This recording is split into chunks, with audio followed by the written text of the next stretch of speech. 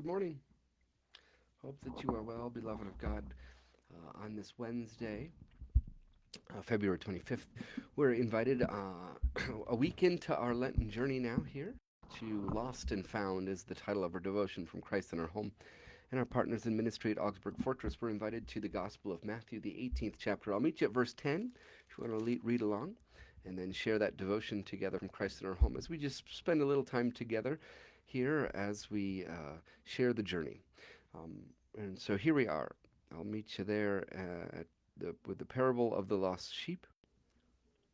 Join me if you'd like. This is Jesus. Take care that you do not despise one of these little ones, for I tell you, in heaven their angels continually see the face of my Father in heaven.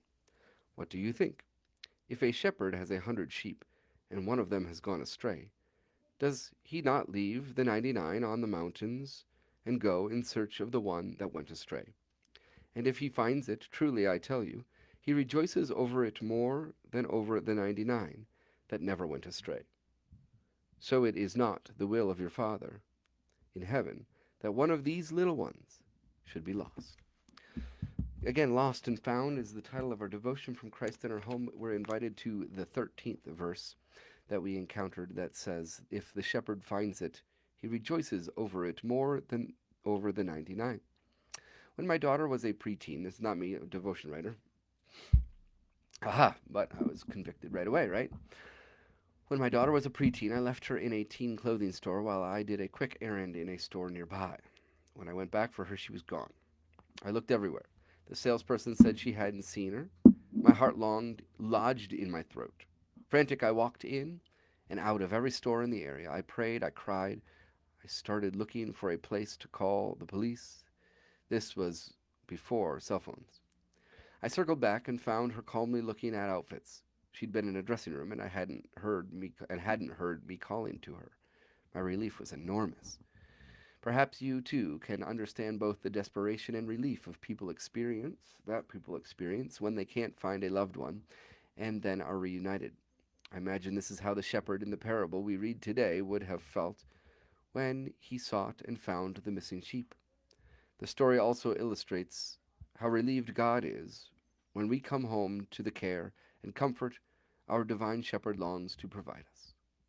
In a prayer here to share today. Good shepherd, watch over me when I stray from the safety of your shelter. Amen. As this day unfolds before you, be invited to continue in faithfulness and prayer and lift up people searching for missing persons. Of course, the Nancy Guthrie case continues to be well known kind of across our land. As we continue on our journey together to care for one another. Lift up in prayer Greg Morrison today, and lots there on our prayer list you'll find, as well as our devotion from our high school youth in Love and Light this morning. So we shared that at morning prayer just a moment ago. So hope that it'll bless your day along the way as well. You can find that on our website. If you don't have a copy, pick up a hard copy here at church if and as you can swing by. God be with you, and God hold you, beloved, and we'll look forward to sharing a time together here as the week unfolds. Good morning, Karen. Praying for Greg. Thanks be to God. We'll look forward to sharing our time together. God be with you.